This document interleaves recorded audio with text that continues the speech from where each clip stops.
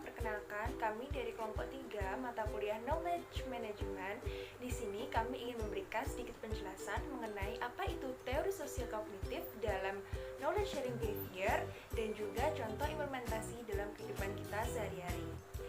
Pada masa sekarang, pengetahuan merupakan suatu hal yang sangat penting bagi individu maupun kelompok.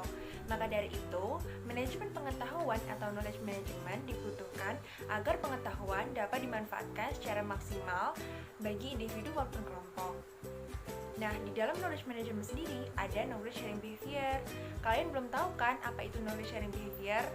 Makanya tonton terus videonya dan jangan di-skip ya.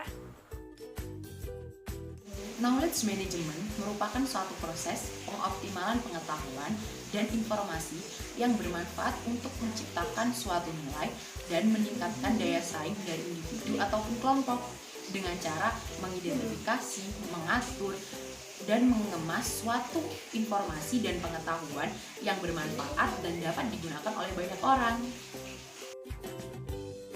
Sharing merupakan sebuah proses pertukaran pengetahuan yang melibatkan antar individu ataupun kelompok. Pada proses knowledge sharing terdapat pendekatan individual. Pada pendekatan individual ini, knowledge sharing diibaratkan sebagai sebuah perilaku atau behavior yang menyebarkan pengetahuan dari satu orang ke orang lain dalam sebuah organisasi ataupun kelompok. Knowledge sharing behavior dapat diartikan sebagai sebuah perangkat perilaku individu yang melibatkan pertukaran pengetahuan dan keahlian dalam bidang tertentu dengan orang lain dalam sebuah organisasi ataupun kelompok. Hai guys, nah di video kali ini aku bakalan ngejelasin ke kalian apa sih teori sosial kognitif itu. Nah, sosial kognitif sendiri menurut Bandura merupakan suatu perilaku individu yang dibentuk dan dikendalikan oleh sebagian besar lingkungan dan sebagian besar sendiri itu dari karakteristik dari pribadi tersebut. Nah, komponen lingkungan sendiri itu terdiri dari lingkungan fisik, di mana lingkungan fisik ini berpotensi untuk memperkuat rangsangan dari lingkungan itu sendiri. Nah, dan hal ini juga terkait tentang bagaimana lingkungan itu dapat mempengaruhi intensitas dan frekuensi perilaku individu dan bagaimana potensinya atau bagaimana dampaknya terhadap lingkungannya itu sendiri. Sedangkan komponen lainnya yaitu komponen individu, di mana hal ini itu terdiri dari karakteristik pribadi yang terbentuk beratas dasar pengalaman yang dibentuk dari masa lampau sampai dengan masa saat ini. Nah, pasti kalian penasaran kan gimana apabila teori sosial kognitif ini diterapkan ke dalam knowledge management. Dalam hal ini kelompok kami akan memberikan contoh implementasi knowledge sharing yang dilakukan antara mahasiswa yang sedang KKN di sebuah desa dengan masyarakat pedesaan itu sendiri. Nah, pasti seru kan? So, stay tune terus di video kali ini. Weh, ini beneran beritanya 100 juta jiwa mati karena COVID. Meninggal, oh iya, pasti meninggal. Oh beneran ya ini beritanya? Serem banget gak sih? Kayaknya sih beneran. Oh, aduh aku jadi takut. Kalau kamu meninggal gimana deh? Ya jangan sampai lah. Gila, aku banget. Aku tuh gimana? Aku takut. Aduh ya apa ya? Gimana kalau kita tanya informasi ini sama mahasiswa KKN itu loh? Kalian tahu nggak sih? Oh boleh. Tahu nggak sih kamu? Tahu yang kemarin itu kan? Iya. Kebetulan tuh ada Bu Lutfia. Kita nanya Bu Lutfia yuk. Boleh. Boleh. Tahu nggak sih mahasiswa KKN Surabaya yang datang di desa kami itu loh? Itu tinggalnya di mana ya kalau di desa kami? Oh alah, mahasiswa KKN itu toh. Nggih, boleh. Niku lho, ning kos-kosan. Oh, masih tinggal di kos-kosan itu berarti? Nggih. Oh, soalnya kita mau tanya ini loh informasi loh. Masa ada 100 juta apa orang meninggal gara-gara COVID-19? Mosok toh? Iya, boleh percaya nggak sih? Boleh datang kos kulo. Ini loh bule. Ya wis ndang rono, ndang takono kowe.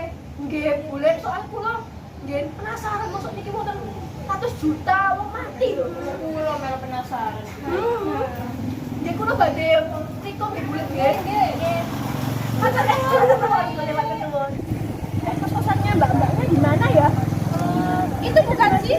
Iya bener banget, kita samperin. Ayo. Ini sih mbak. Ya. Mbak-mbaknya kan mahasiswa KKN nih dari Surabaya. Boleh kita tanya itu enggak sih? Kayak pengetahuan tentang COVID-19 enggak sih? Boleh. Gimana kalau kita nongkrong aja mbak di situ mbak? Jadi gini loh mbak, kita tuh dapat informasi terkait COVID. Itu tuh ada 100 juta jiwa meninggal karena COVID. Itu beneran apa enggak ya mbak? Itu hoax, Mbak. Hoax itu apa ya, Mbak? Hoax itu berita bohong. Berita bohong itu yang gimana ya mbak? Jadi berita bohong itu berita yang sumbernya itu tidak dapat dipertanggungjawabkan. Jadi isinya juga ya kita nggak bisa percaya secara keseluruhan. Oh jadi gitu, kita baru tahu ya? Iya, baru dengar. Ya, apalagi kalian dapatnya informasinya dari grup WhatsApp ya. Nah, kalau kalian ingin mengetahui informasi COVID yang kredibel, kalian bisa langsung mengakses di laman resmi Kemenkes Republik Indonesia. Di situ kalian bisa mencari informasi tentang COVID yang lengkap dan kredibel. Oh jadi gitu. Iya. Berarti yang 100 juta tadi itu informasi hoax ya mbak? Iya, salah. Kalau informasi yang baru dari Kemenkes itu jumlahnya yang meninggal itu sebanyak 17.000 jiwa. Tapi ada berita baiknya juga karena yang pasien sembuh juga banyak. Oh gitu. Kita ini takut mbak kena COVID mbak. Soalnya kan kalau di desa kan belum zona merah ya, kalau di Surabaya kan udah zona merah ya katanya. Nah, mbaknya yang mahasiswa nih pasti tahu kan gimana sih cara kita menjaga biar gak terkena COVID. Caranya itu ya rajin cuci tangan, terus nggak boleh salam gini, kita salamnya baru gitu gini pakai sabun. Ya mending gak salaman ya mbak. Iya gini aja. Social distancing. Iya. Pakai masker. Ini kita nggak pakai masker. Dan ini masker saya di sini. Oh, Penting menjaga jarak ya. iya.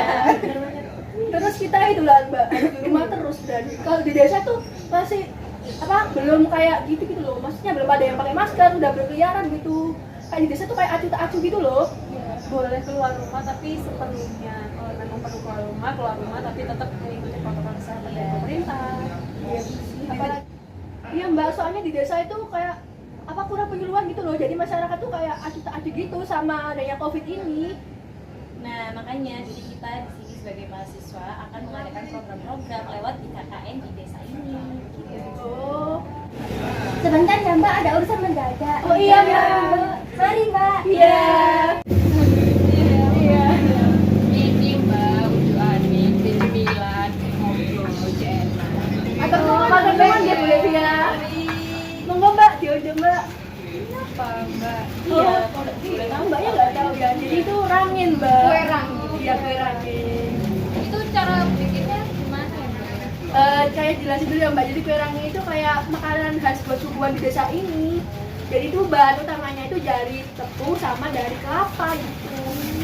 Mbak tahu nggak sih cookies di Surabaya ada cookies kan pastinya? Oh iya, ada. Ya itu pakai cetakan cookies mbak. Nanti itu dipanggangnya pakai arang bisa, pakai kompor bisa gitu. Ini rasanya enak banget loh. Jadi habis itu dimasak itu dikasih mentega sama gula pasir gitu. Apalagi makannya sama ngetangkep gini, apalagi coba aja mbak. Mau nyoba ya? Iya, coba aja mbak. Jadi setiap tamu disuguhnya kayak gini ya, Mbak? Iya.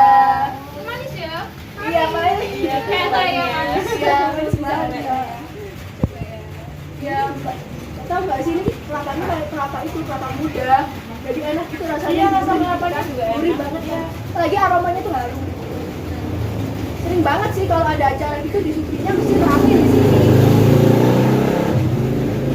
Enak ya?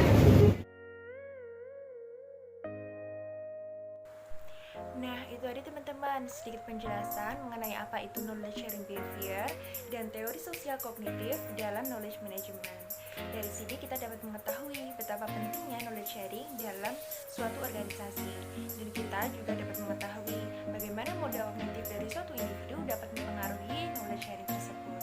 Terima kasih sudah menonton. Mohon maaf apabila ada kesalahan. Semoga video ini